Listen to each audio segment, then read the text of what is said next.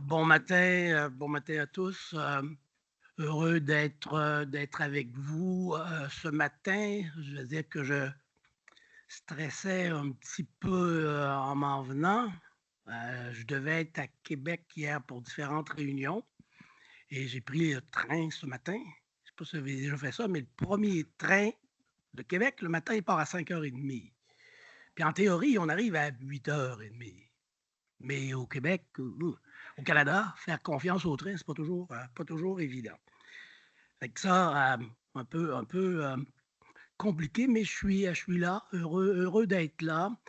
Je vais vous parler de mon rôle comme scientifique en chef et aussi certaines expériences que j'ai eues au cours des dernières années avec des collègues.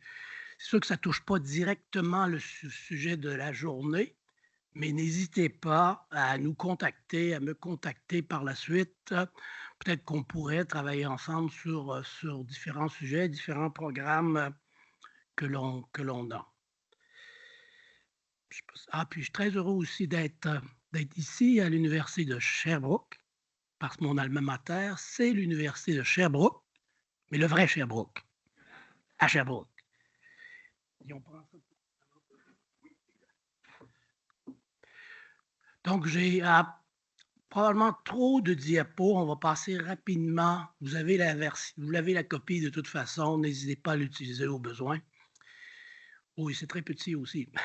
Ah, ça a déjà été mentionné conseiller du ministre ou de la ministre, parce que ça change avec les années. Ça fait 13 ans que je suis là. Je dirais que j'ai survécu à 4 gouvernements de 3 couleurs différentes. Parti libéral, Parti québécois et Coalition Envers Québec. Donc, je conseille le ministre en titre ou la ministre en titre, mais finalement, c'est beaucoup plus large que ça. Où la science, la recherche, c'est assez horizontal, c'est un peu partout. Donc oui, il y a un ministère de tutelle, mais en même temps, on travaille avec l'ensemble des ministères du gouvernement du Québec. Aussi, ce qui s'est développé, c'est le deuxième picot, si on veut, conseil scientifique à différents niveaux.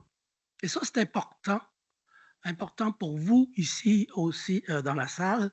Donc, j'ai un rôle et on voit peut-être dans l'encadré membre fondateur d'INGSA, International Network for Governmental Science Advice. C'est gratuit, si ça vous intéresse, joignez-nous. On est environ 6 000 membres à travers le monde dans 130 pays. Et c'est le conseil scientifique, je dirais, à un niveau assez élevé.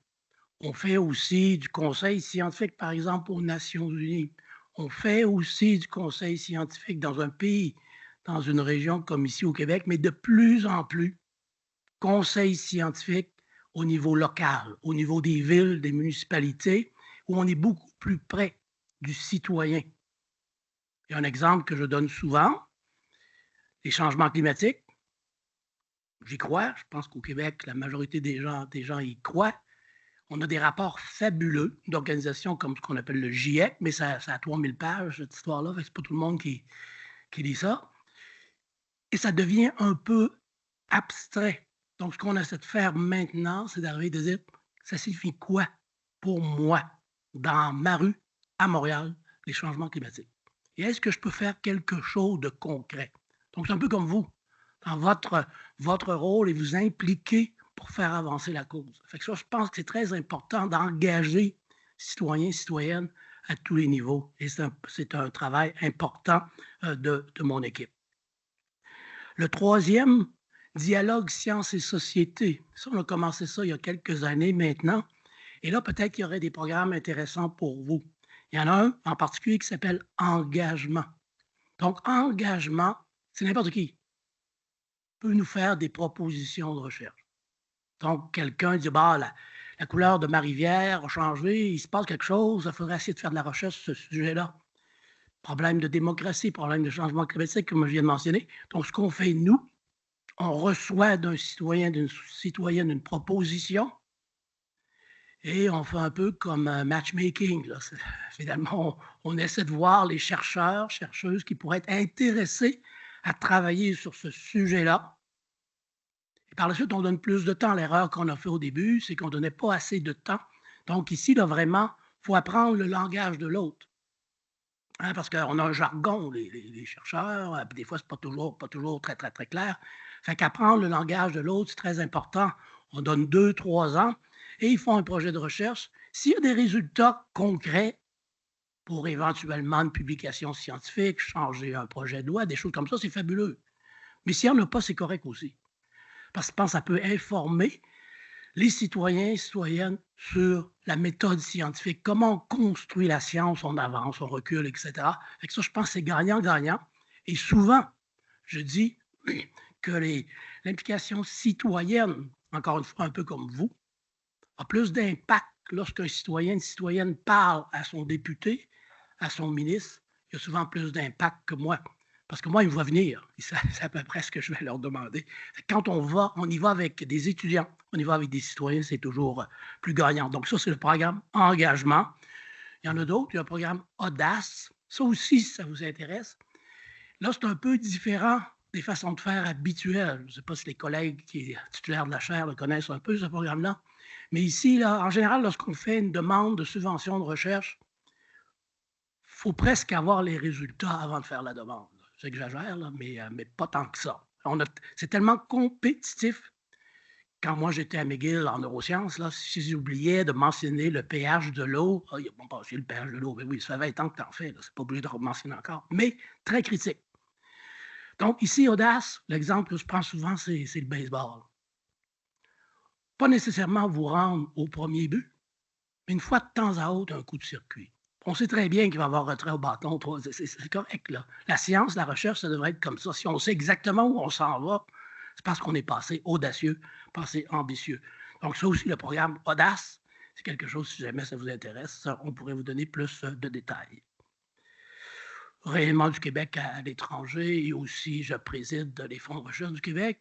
Peut-être, vous savez, vous connaissez un peu les fonds de recherche. C'est à mentionner que vous avez découvert hier, ou certains d'entre vous, qu'il y a un scientifique en chef au Québec. Ben, hier, on avait une journée de discussion au Palais des Congrès de Montréal. Je n'étais pas là, malheureusement, j'étais à Québec. Là.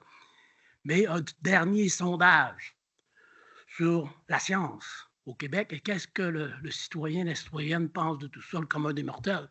À la question, savez-vous qu'on a un scientifique en chef? 20 Ça fait longtemps, là. Mais par contre, même si tu poses la question, qui est le ministre des Finances du Québec? 20 Fait qu'il y a aussi, quand on est près du politique, on connaît plus ces gens-là, mais sinon, pour le commun, pour la population générale, beaucoup moins. On a 3 grands secteurs. Secteur de la santé, secteur des sciences et du génie, on appelle ça nature et technologie, et secteur des sciences sociales, des sciences humaines, de l'art et de la culture, c'est le Fonds Société Culture. Et maintenant, on a de nouveaux comités qui viennent à créer, comités scientifiques pour chacun des secteurs. Si jamais ça vous intéresse, vous pourrez entrer en contact avec les 3 vice-présidents de chacun des secteurs pour éventuellement vous impliquer dans le développement futur de la programmation de recherche du Fonds de recherche du Québec. On est à construire présentement notre tout premier plan stratégique, une nouvelle façon de faire avec un seul conseil d'administration. Donc, si ça vous intéresse, allez voir sur nos sites web et vous faites-nous des commentaires par rapport à des priorités de recherche pour les années à venir. Rôle du conseil, mon rôle, conseiller, comme je vous ai déjà été mentionné, conseiller des ministres. Et la différence par rapport à un profil de chercheur en milieu académique, que ce soit au cégep ou que ce soit à l'université, souvent, c'est des projets assez longs. On écrit des rapports de recherche, on écrit des demandes de subvention, on écrit des publications scientifiques. C'est un peu le modèle qu'on a. On fait des allers-retours. On soumet nos résultats de recherche à un journal. Ils nous reviennent en disant non, on ne croit pas ci, il a oublié ça, etc. On fait des allers-retours. Des fois, c'est frustrant. Il n'a rien compris, etc. Bon. Quand on est dans le genre de poste que j'ai, en général, pas toujours, mais en général, tu as un appel, puis ils te disent pourrais-tu me suggérer avoir des solutions pour la question suivante?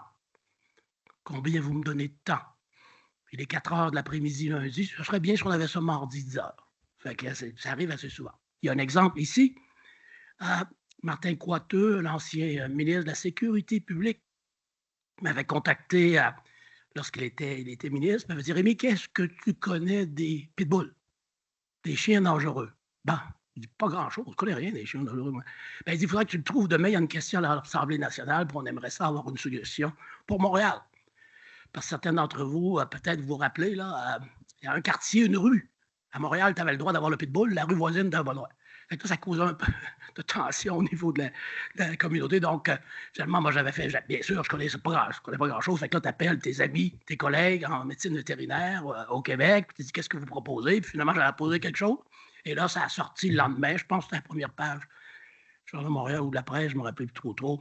Puis il y avait Radio-Can aussi, là, en disant: ben là, on a suivi les conseils du scientifique en chef. Mais c'est un élément.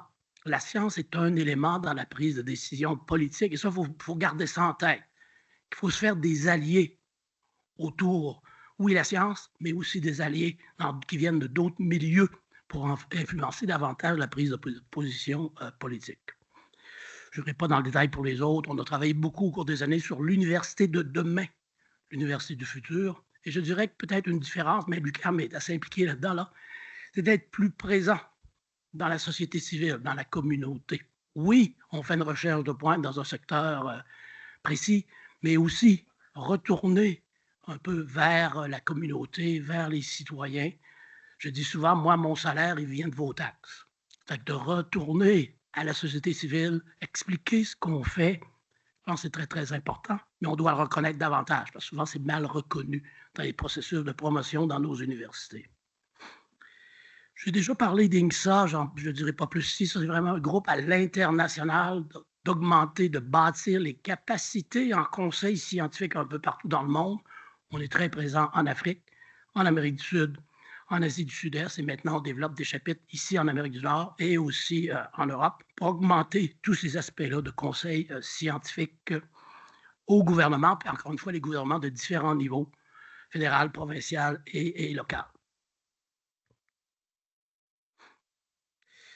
Un autre aspect qui est important, et ça, les chercheurs sont impliqués là-dedans, je ne sais pas si certains d'entre vous le savez un peu aussi, là, mais on était pionniers au Québec, au Canada, tout ce qu'on appelle le libre accès aux publications scientifiques, sciences ouvertes. Donc, sciences ouvertes devrait vouloir dire avoir accès à des banques de données de différents types, que ce soit au gouvernement du Québec, que ce soit dans les villes, que ce soit dans différents groupes de recherche. Fait que si on était à construire tout ça encore, ça reste compliqué, l'accès à des grandes bases de données au Québec pour toutes sortes de raisons, mais je pense que c'est important. Il y a énormément de données, par exemple, dans les villes. Il n'y a pas tellement de monde qui les utilise comme il faut. Je pense que là, l'accès aux données, pour vous aussi, c'est le sujet de discussion ici, d'améliorer les facilités, les capacités d'accès aux grandes bases de données, très important. On parle beaucoup d'intelligence artificielle, puis ce n'est pas une panacée, là, mais pour que l'intelligence artificielle soit vraiment utile, il faut avoir accès à de grandes bases de données. Fait qu'ici au Québec, on a investi beaucoup. Hein, vous connaissez différentes personnes, différents groupes. Au MILA, par exemple, énormément d'expérience, d'expertise sur l'intelligence artificielle. Si tu n'as pas accès aux bases de données, ben, tu perds ton temps jusqu'à un certain point. Donc ça, c'est encore un grand défi qu'on a au Québec. Et dans le domaine de la santé, c'est criant. Dans le domaine de l'éducation, c'est aussi criant. Encore une fois, il faut que ça soit fait comme il faut. Il faut qu'il y ait des balises en termes d'éthique. Mais de dire on bloque à peu près tout, tu n'as pas accès à rien. Il y a un chercheur qui travaille sur le cancer du sein depuis plusieurs années, un expert à l'Université Laval. Et lui dirige des grands groupes internationaux, Jacques Simard. Et finalement, quand il publie des résultats depuis 3-4 ans, aucune donnée qui vient du Québec. Et ces données viennent de l'Ontario, viennent de la Saskatchewan, viennent du Danemark, viennent de la France, parce qu'il n'y a pas accès aux données ici. Donc ça, c'est très, très, très dommage. Publications scientifiques, j'ai déjà mentionné, c'est pas parce qu'on veut que les publications scientifiques soient en libre accès dès leur publication. Et on sait très bien qu'un article scientifique, par exemple, publié dans une revue comme Nature ou Science, c'est du jargon beaucoup, puis c'est pas pour tout le monde. Mais quand même, au moins avoir accès pour les décideurs politiques, ça peut être très, très aidant. Partage de données, je l'ai déjà mentionné. Accès aux données gouvernementales, très, très important. Données pour la recherche, pour les politiques publiques, aussi critiques. Fait que je disais, il y en a beaucoup de données, il y a beaucoup d'expertise au niveau de nos gouvernements. Hier soir, on avait une célébration de l'Institut de l'administration publique du Québec. Et c'était impressionnant de voir tous les les personnes qui étaient là, qui travaillent soit pour la ville, soit pour un organisme communautaire, soit pour le gouvernement du Québec, et tout ce qui se fait, engager les citoyens, c'est très, très important. Mais on a énormément de résultats comme ça, et souvent, ils sont très mal utilisés. Donc, il faut vraiment former aussi nos fonctionnaires aux différents niveaux d'administration à penser à la science, à penser à la recherche, à l'utilisation de données scientifiques. Et c'est pour ça que le libre accès est tellement important de ce côté-là. La science, qui produit la science? C'est les universités, c'est les collèges. Est-ce que c'est seulement les universités, c'est les collèges? Ben non. C'est sûr qu'il y a aussi beaucoup d'autres groupes, incluant dans les gouvernements, qui produisent des données de recherche très importantes. Donc oui, le lien avec le milieu académique, mais plus large. Élargir. Si vous êtes dans des secteurs un peu plus appliqués, là aussi, il y a beaucoup de données, d'informations, de recherche qui viennent plutôt du secteur privé. On peut penser, par exemple, au GAFA, dans l'intelligence artificielle, l'aérospatiale, construction d'avions. Fait qu'il y a beaucoup, beaucoup de recherche qui se fait là. Il ne faut pas les oublier, ces groupes-là.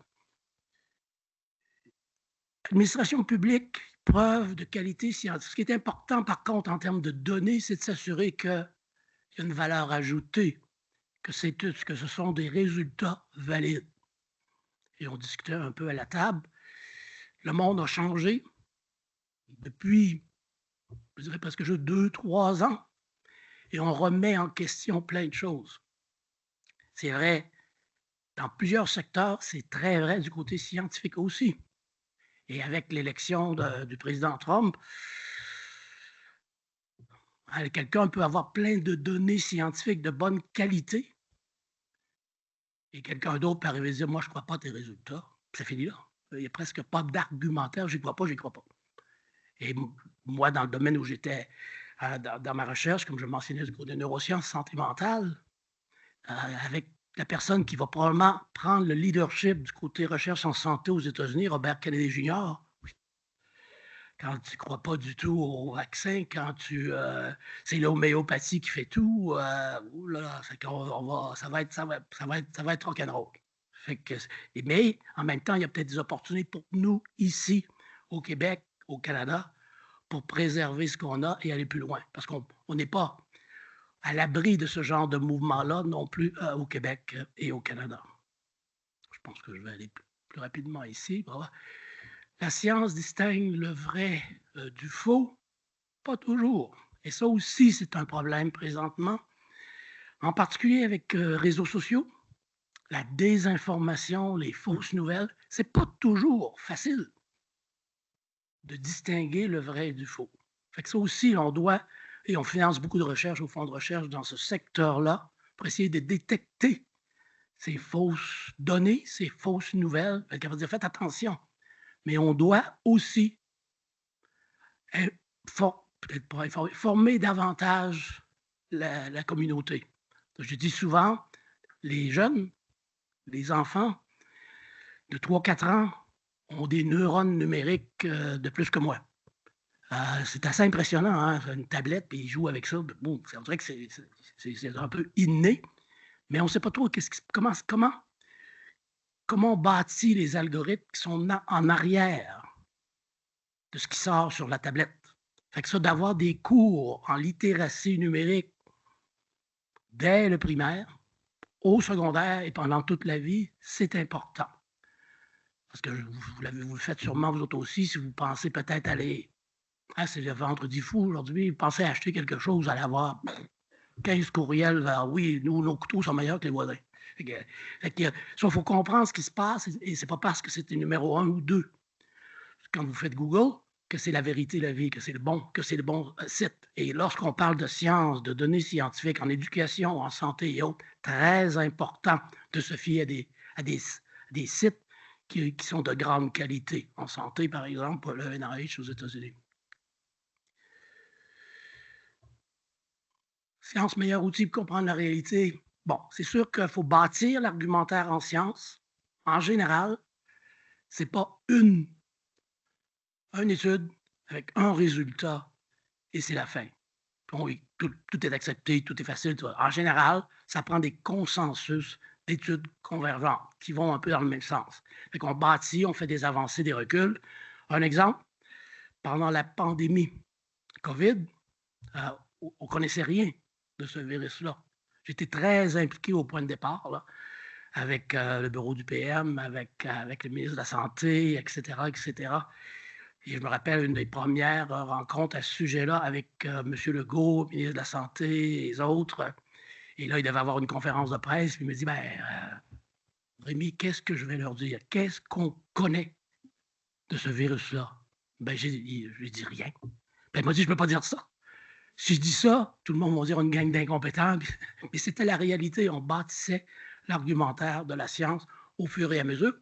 Et ça a eu des impacts. Parce que à un moment donné, est-ce que c'est 1 mètre, 2 mètres, c'est une dose, c'est 2 doses?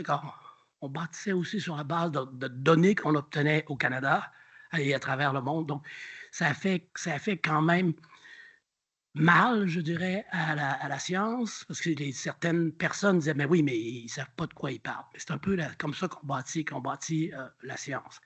Des résultats uniques, pointus, où là, il y a une étude, puis c'est ça. Un exemple que je pourrais vous donner, c'est le boson de Higgs. On l'a ou on ne l'a pas. C'est pas des deux. Mais c'est pas souvent comme ça en termes de science. Ce qui est très important aussi, peut-être ça s'applique à certains d'entre vous, lorsqu'on parle à des élus, lorsqu'on parle à des décideurs, il faut leur donner leur juste. Oui, ça on le sait, ça on le sait moins. Fait que communiquer l'incertitude, c'est important aussi lorsqu'on discute avec nos décideurs. Donc, ici aussi, l'incertitude en recherche se fait avancer. Là, des allers-retours, des données, des chiffres, des échelles de valeur, le GIEC. Depuis plusieurs années, on est assez certain des impacts des changements climatiques dans nos sociétés et les incertitudes. Est-ce que l'incertitude à 50 90 à 10 aussi, c'est important de le communiquer à nos décideurs. On ne peut pas prendre de décision sans données probantes. Qu'est-ce que vous pensez qu'est la réponse?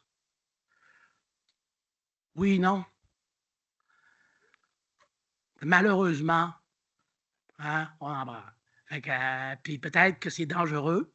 Maintenant, c'est qu'on en prend de plus en plus, je dirais, on prend plus de liberté de ce côté-là. Puis encore une fois, puis pas juste aux États-Unis, ça arrive ailleurs aussi, mais c'est certain qu'avec la science, en disant, moi, je ne crois pas trop à ces données-là, il y a des décisions qui se prennent rapidement, avec très peu de données probantes. Souvent, c'est plutôt sur la base d'un groupe qui fait plus de pression.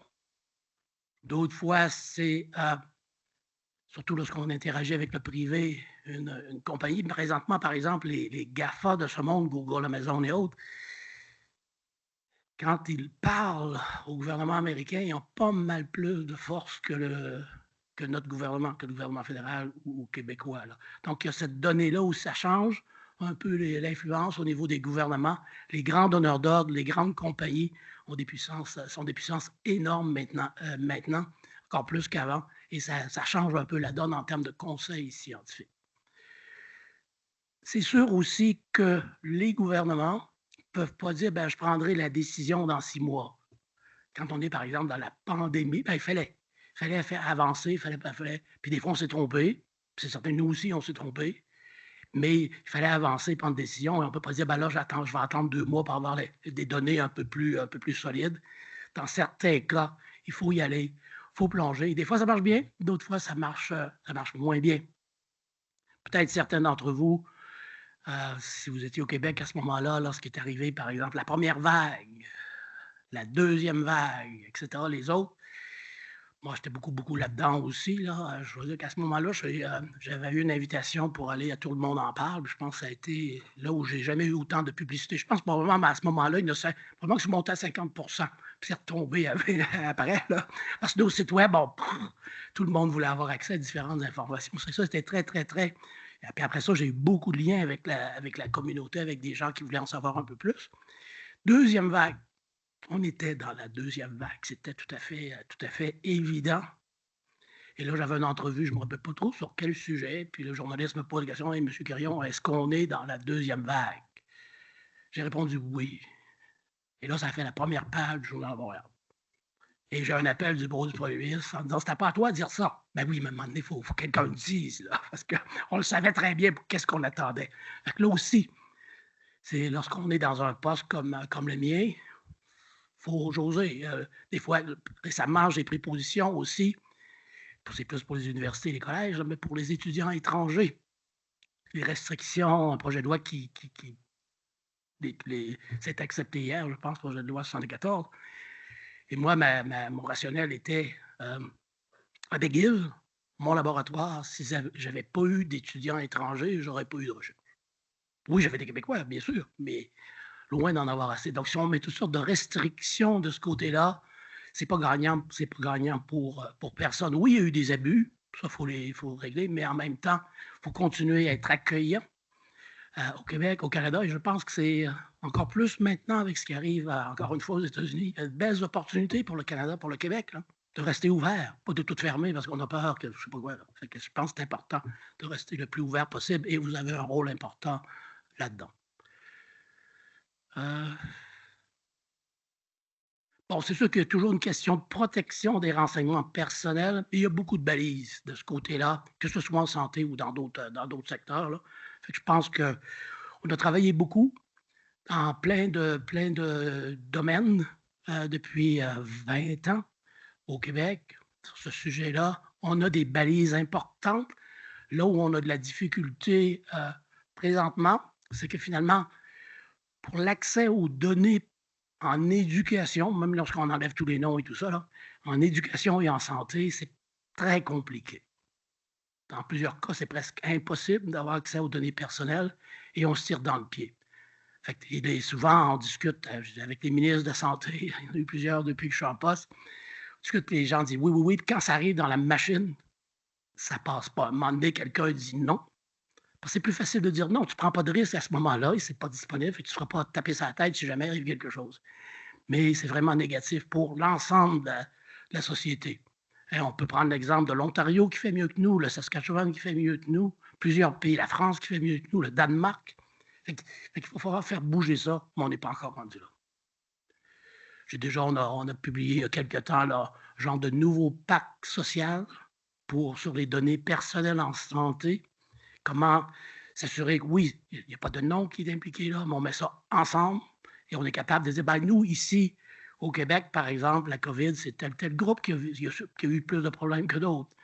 Les maladies rares, il y a des communautés qui s'en souffrent beaucoup plus que d'autres. Je pense qu'avec les données, puis des fois, on ne peut pas toujours se rabattre sur des données à l'international. C'est important d'avoir des données locales.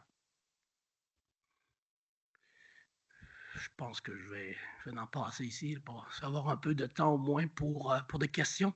Donc, il y a différents projets. Il y a des projets, par exemple, sur les jeunes, les enfants entre 4 à 12, 15 ans. C'est de comprendre le décrochage scolaire. Fait que ça aussi, il y a beaucoup de travail qui a été fait. Là, on a quand même réussi à avoir accès aux données d'éducation. Je dis on, mais c'est pas moi, c'est quelqu'un qui est de l'hôpital Sainte-Justine, spécialiste dans ce secteur-là. Et il a fait un peu le même genre d'études aussi pour la COVID. Pas nécessairement COVID en lien avec la santé physique chez les enfants et les adolescents, mais plutôt en lien avec santé mentale, le décrochage, par exemple. Parce que tu ne vas pas à l'école, tu n'as pas les amis pendant un certain temps. Pour les jeunes qui n'avaient pas de difficulté à l'école, l'impact à la date, l'impact a été assez petit. Mais pour les jeunes qui avaient plus de difficultés de perdre ce lien-là, ils ont encore plus de difficultés au retour. Là. Fait que on va les suivre pendant 10-15 ans là, pour s'assurer des effets à long terme de cette fameuse pandémie-là. Donc, c'est un peu ce que je mentionnais ici, là, des différentes études populationnelles avec des enfants d'un peu partout au Québec. Aussi, d'autres secteurs importants, les inondations. On a vécu plusieurs inondations au cours des dernières années, donc on a décidé de créer un réseau de recherche sur les inondations. C'est un professeur à l'université, à l'UQAM, qui est le titulaire, Philippe Gachon, mais ça implique presque toutes les universités et cégeps au Québec. Et bien sûr, on regarde, dans le jargon de ce monde-là, par exemple, les bassins versants, en termes de rétention d'eau, quand il arrive des grandes pluies. Mais un volet important qu'on pense, des fois, on y pense un petit peu moins souvent, c'est la santé mentale de ces groupes-là. Parce que c'est dur physiquement, mais lorsque tu perds ta maison, qu'elle s'est fait laver complètement, puis ça prend des fois 2, 3 ans avant d'avoir des remboursements d'assurance, quoi, c'est très, très dur sur la santé mentale. Donc, ils sont assez innovants de ce côté-là. L'autre est l'obviat, ça, c'est les impacts sociétaux de l'intelligence artificielle. Donc là aussi, c'est-à-dire, ben, oui, on l'utilise toutes. On utilise les chats GPT de ce monde maintenant. Tout le monde, pas tout le monde, mais beaucoup de monde utilise ça. Donc, eux, ce groupe-là, quelqu'un à l'Université Laval, mais plusieurs universités sont impliquées, c'est de comprendre l'impact de ces nouvelles façons de faire-là dans notre société. Et aussi, bien sûr, les données ici sont tout à fait essentielles. Pour les quelques minutes qui restent, je vais juste parler un peu ici du lien. J'ai déjà mentionné engagement, donc du lien avec la société civile, avec nos concitoyens, concitoyennes, donc d'amener le public qui n'ont pas nécessairement ou rarement une formation scientifique à s'intéresser à la recherche, à la science, à y participer. Hein, ça a commencé la recherche citoyenne, la recherche participative, ça existe depuis longtemps, mais on a souvent entendu parler, par exemple, pour les papillons monarques. Hein, un expert dans ce domaine-là, ben là, il demande aux citoyens de compter le nombre de papillons dans notre cour. C'est correct, c'est parfait, ça fait aussi une recherche participative. Mais on veut aller plus loin. On veut vraiment que ce soit des co-dirigeants de programmation de recherche, d'apprendre le langage de l'autre, comme je mentionnais, et de vraiment bâtir ensemble la programmation de recherche. Un élément essentiel, c'est donner du temps. Parce que, comme je disais, ça prend plus de temps. Il faut donner 1 année de plus, il faut donner 2 années de plus. S'assurer du respect entre les différents partenaires, c'est très, très, très important. Donc, avec l'agroalimentaire, on en fait beaucoup. Aussi avec les personnes âgées. Moi, mon domaine de recherche était beaucoup là, les maladies neurologiques, la santé mentale, la maladie d'Alzheimer. On continue à financer, bien sûr, de la recherche là-dedans, parce qu'on n'a pas toutes les solutions, loin de là. Mais on essaie aussi, maintenant, ce qu'on appelle les laboratoires vivants, côté vieillissement, de travailler très, très, très proche avec la société civile pour ce qu'on appelle du vieillissement réussi. Et bien sûr, pour bien vieillir, on part avec des bons gènes, ça aide, là. L'exercice physique, la nutrition, mais de plus en plus, on se rend compte que la socialisation est absolument essentielle. De ne pas être isolé et mis d'un coin lorsqu'on arrive à 70, 75, 80 ans. Là.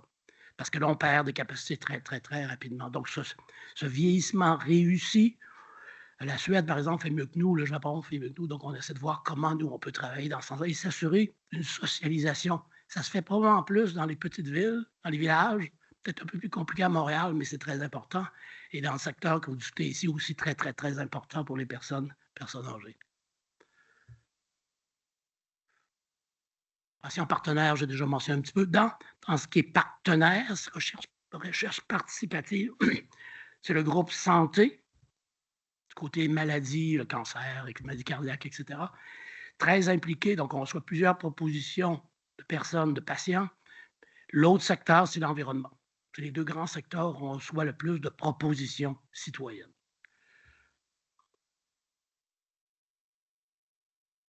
Aussi, j'ai mentionné les papillons. Ici, c'est les chauves-souris. C'est correct aussi. Là, c'est une forme de participation citoyenne, mais comme je disais, on veut aller plus loin que ça. Confiance en la science, aux données, à la recherche scientifique, aux chercheurs, aux scientifiques. J'ai déjà parlé de l'OVIA.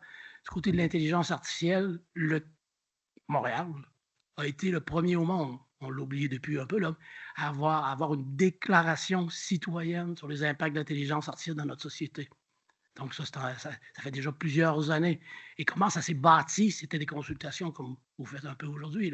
Des experts en intelligence artificielle qui allaient un peu partout dans les quartiers de Montréal, dans les bibliothèques, pour parler d'intelligence artificielle. Et est-ce qu'on a peur un peu de ça? Quelles sont nos inquiétudes par rapport à ce sujet-là? Donc, très important d'avoir davantage de travaux de ce côté-là.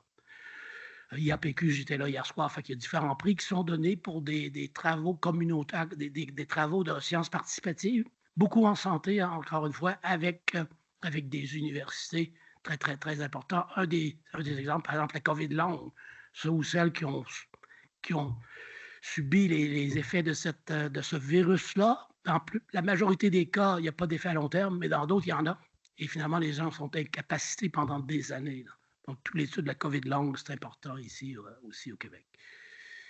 Des informations, je l'ai déjà mentionné un peu, on a différents outils au Fonds de recherche du Québec. Un détecteur de rumeurs que vous connaissez peut-être à chaque semaine dans les 3 grands secteurs. On dit: «Ah, est-ce que c'est vrai que Rémi Quirion a trouvé un médicament miracle pour guérir l'Alzheimer?» Non, mais j'ai souvent le oui de nos universités, hein, parce que je publiais, un article scientifique et là, pour faire un peu de publicité, l'université dit: «Ouh!» Puis ça le permet des fois d'aller chercher des fonds aussi de fondations et tout ça. Fait que trop vendre notre salade aussi, c'est pas nécessairement mieux. J'ai travaillé beaucoup sur les produits, naturels et bien sûr, un que j'aimais le plus, c'est ce qu'on appelle le resveratrol. C'est un des ingrédients actifs dans le vin rouge. Fait que là, ouf, là, ça partait, le vin rouge, c'est bon. Puis oui, mais c'était dans des petites cellules. Fait qu'avant que ça soit chez l'homme, là, peut-être faut en prendre pas mal là, pour avoir cet effet-là, là. Fait que t'as d'autres effets négatifs là, aussi. Fait que, fait que ça aussi, il faut faire attention de ce côté-là. Démocratie, là, c'est une question aussi qui nous préoccupe beaucoup. Euh, avec les changements, comme je disais, depuis 2, 3 ans, perte de confiance en nos gouvernements, perte de confiance différents groupes dans les communautés. Qu'est-ce qui arrive à notre démocratie? Problème dans les élections, où là, les différents pays peuvent influencer le processus électoral. Donc, on doit essayer de comprendre tout ça. C'est très, très important. On est chanceux de vivre dans une démocratie. Il faut pas perdre ça. Et l'engagement citoyen à ce sujet-là est tout à fait essentiel. Donc, je m'arrêterai ici, puis c'est pour la pause café.